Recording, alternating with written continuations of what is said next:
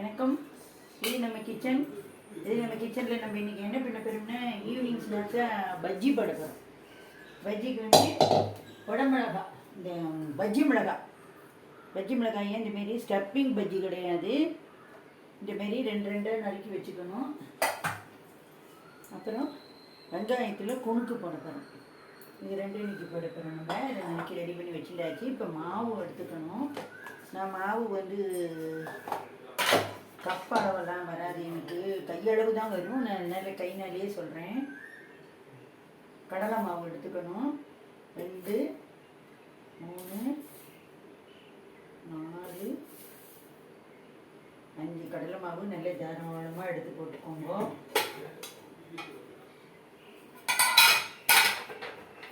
அப்புறம் அரிசி மாவு வந்து ஒரு 2 கை போட்டுக்கிறேன். இது மைதா மாவு சாஃப்ட்னஸ்க்காக நான் ஒரு கை போட்டுக்கிறேன், ஒரே ஒரு கை.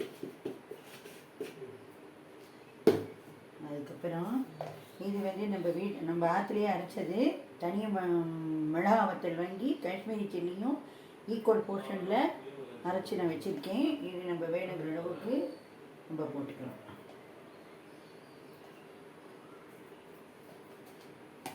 அதுக்கப்புறம் உப்பு தேவையான அளவு உப்பு போட்டுக்கலாம். அப்புறம் இதில் வந்து ஒரே ஒரு கரண்டி எண்ணெய், சுட்ட எண்ணெய் அடுப்பில் சுட வச்சுருக்கோம் இல்லையா பஜ்ஜி போடுறதுக்காக. நம்ம இதை இப்படி ஒரு தடவை கரண்டினா இந்த கரண்டி வந்து சூடு இருக்காது. அப்படி இந்த கரண்டியில் எண்ணெய் பட்டதுனால இந்த மாவெல்லாம் அதில் ஒட்டின்னு இருக்கும். அதனால் இதை இப்படி பண்ணிட்டோம்னா அதெல்லாம் இந்த கரண்டியில் ஒட்டின்னு வந்துடும். அதுக்கப்புறம் நம்ம இதுமாரி மிக்ஸ் பண்ணிட்டு அடுப்பை பெருசாக வச்சுக்கலாம்.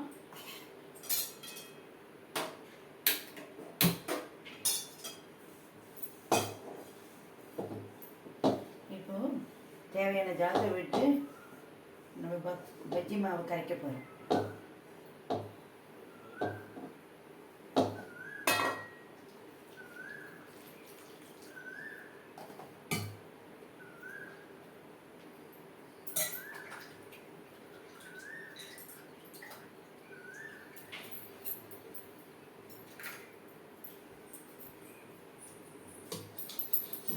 இந்த மாரி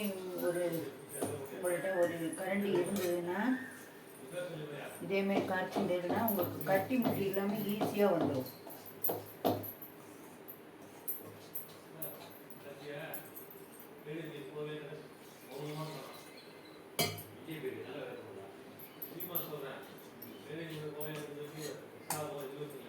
இந்த பஜ்ஜி மாவில் இந்த மாவு வச்சு எந்த பஜ்ஜி வேணாலும் எந்த காயில் வேணாலும் போடலாம். ஒவ்வொரு காய்க்கும் ஒவ்வொன்று மாவு கரைக்கணும் அப்படிங்கிறது இல்லை. மாவு கரைக்கிற மெத்தட் இதுதான். இதில் எந்த காயை வேணாலும் உங்களுக்கு விருப்பப்பட்ட காயை நீங்கள் துவைச்சி போட்டுக்கலாம்.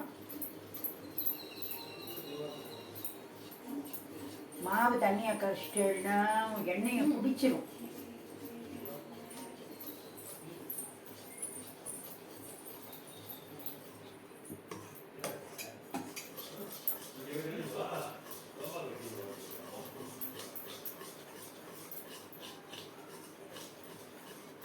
அதுதான் மாவை கரைச்சாச்சு.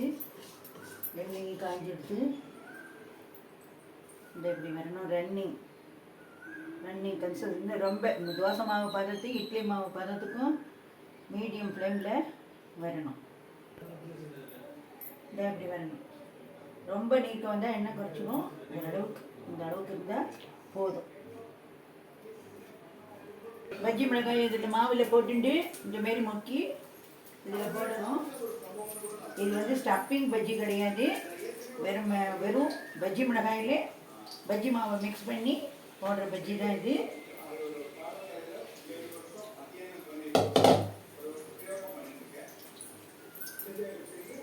இது இப்போ நல்லா வேகட்டும். வெந்ததுக்கப்புறம் பார்ப்போம். இப்போ மிளகாய் பஜ்ஜி ரெடி ஆகிடுச்சு. நம்ம இதுலேருந்து எடுத்துருங்க.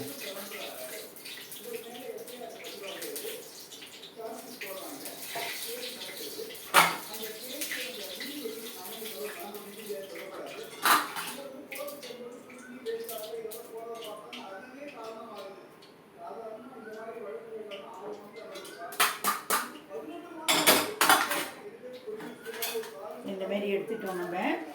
உங்களுக்கு கொஞ்சம் இன்னும் மொறுமொறுன்னு வேணும் அப்படின்னா இன்னும் கொஞ்சம் நேரம் வச்சு கூட எடுக்கலாம், ஒன்றும் பிரச்சனை இல்லை. கொஞ்சம் அடுப்பை சிம் பண்ணிக்கிறோம். இப்போ இதேமாரி போட்டுட்டு இதேமாரியும் நமக்கு தேவையானதில் அடுத்த ரவுண்டையும் நம்ம போடணும்.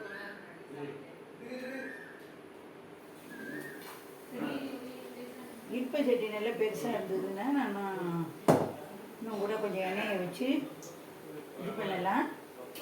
நமக்கு இது போதும். இதே கூட 4 பீஸாக கூட நறுக்கி போடுறதுனால போடலாம்.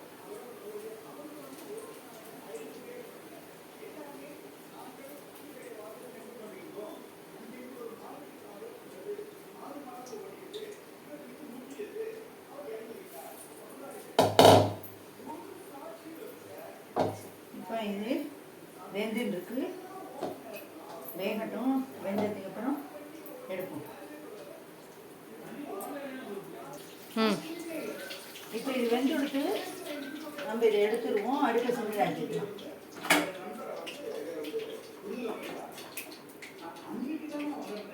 எண்ணெயை வடிச்சிடணும்.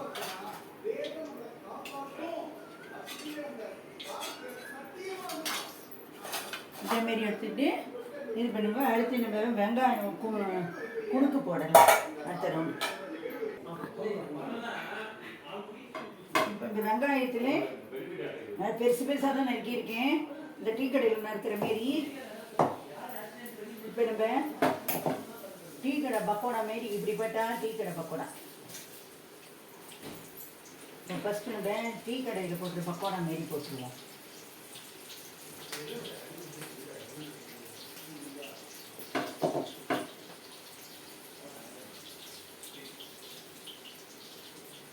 மீடியம் ஃப்ளேமில் வச்சுக்கலாம். ஏன்னா வெங்காயங்கிறதுனால சீக்கிரம் வெந்து போயிடும், கருகி போயிடக்கூடாது இல்லையா, ஒரு வேஸ்ட் ஆகக்கூடாது. அதே மாவு தான், இதே பஜ்ஜி மாவு தான். நான் ஒரே ஒரு கைப்பிடி அளவு இட்லி மாவு மிக்ஸ் பண்ணியிருக்கேன். இதில் வேறு எதுவும் இல்லை.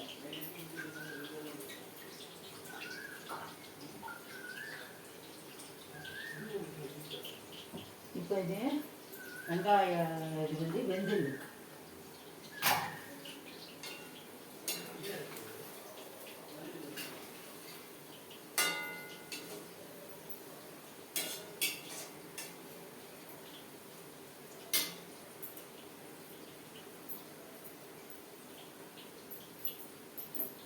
இதே இதில் ஆனியன் பஜ்ஜி போடலாம், உருளைக்கிழங்கு பஜ்ஜி போடலாம், பீர்க்கங்காய் பஜ்ஜி, சவு பஜ்ஜி, பீட்ரூட்டில் போடலாம், கேரட்டில் போடலாம், பேபி பொட்டேட்டோட போடலாம்.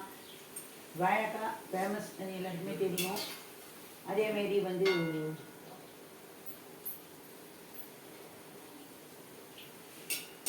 புடலங்காயில் போடலாம், எந்த காயில் வேணாலும் போடலாம். மாவு ஒன்று தான், காய் தான் வேறு. எதில் வேணாலும் போடலாம், உங்கள் விருப்பம். இந்த சாப்பிடாத குழந்தைங்களாம் இந்த சாப்பிட்லன்னா இந்த காயை சாப்பிட வைக்கிறதுக்கு இந்தமாரி கூட போட்டு கொடுக்கலாம். இது சூட்டோட இப்போ நான் போட்டிருக்கிறது ஆனியன் டீ கடை பக்கோடா மாரி போட்டிருக்கேன். இது சுட சுட சாப்பிட்டேன்னா மொறுமொறுன்னு இருக்கும், ஆறி சாப்பிட்டேன்னா நமுத்தி போயிடும். இந்த வயசானவங்களுக்குலாம் பல்லு கிடைக்க முடியலன்னா கொஞ்சம் ஆற வச்சு சாப்பிட்டா சாஃப்ட்னஸாக இருக்கும், ஒன்றும் பிரச்சனை இல்லைன்னு அவள்லாம் சாப்பிட்டுட்டு போயிடுவான். இது வேகட்டும். இது வெந்த உடனே எடுப்போம்.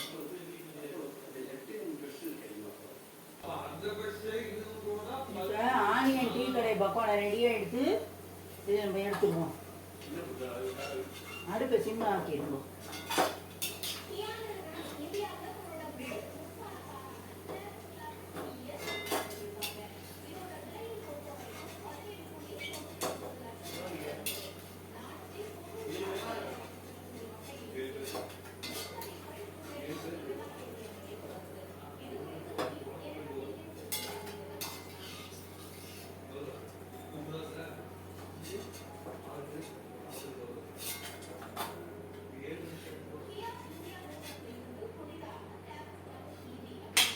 இப்போ அதை எடுத்தாச்சு,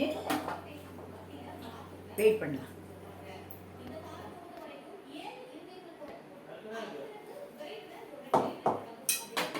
இப்போ நம்ம 2வது ரவுண்டு இதை போடுவோம்.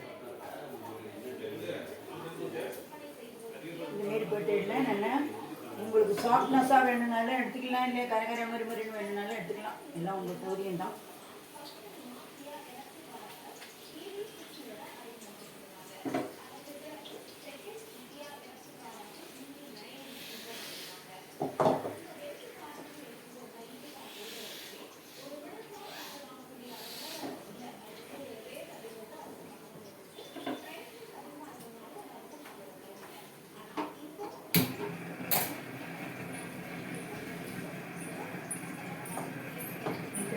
வேகட்டும், வெந்தப்புறம் பார்க்கலாம்.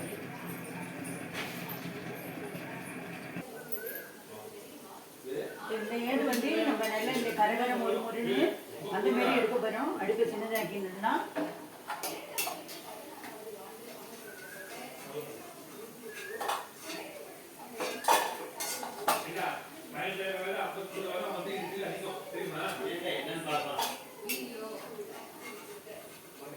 இப்போ இதை நம்ம எடுத்துட்டோம். இது யாருக்கு நல்லா கரகர மறுமொழி வேணும்னு யார் கேட்குறாளோ அதை அவளுக்கு கொடுத்துடலாம்.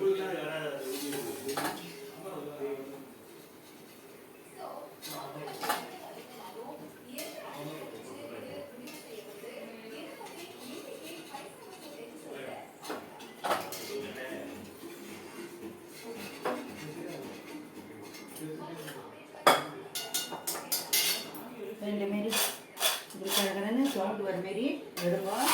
இது கரகர மறுமருன்னு இருக்கும். இப்போ இதை வந்து அடுத்த ரவுண்டுக்கு போட்டுட்டு ரெண்டுமாரி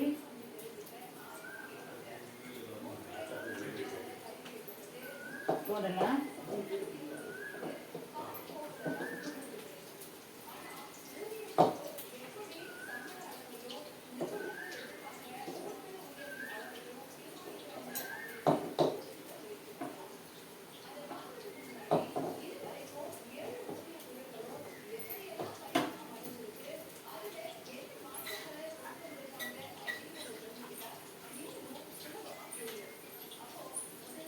இன்னொரு ஏடு நல்லா வேகட்டும்.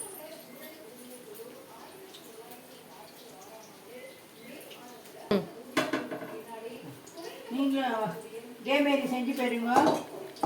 சாப்பிட்டா வேணுங்கிற வாழ்க்கை சித்த முன்னாடியே எடுத்து கொடுத்துருங்க. மறுமொழின்னு வேணுங்கிற வாழ்க்கை கொஞ்சம் கொஞ்சம் வச்சுருந்து எடுங்க.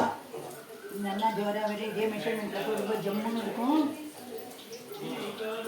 நான் செய்கிற ரெசிபிஸ் உங்களுக்கு பிடிச்சிருந்ததுன்னா சப்ஸ்கிரைப் பண்ணுங்கள், ஷேர் பண்ணுங்கள், கமெண்ட் பண்ணுங்கள், எல்லாம் பண்ணுங்கள். நன்றி, வணக்கம்.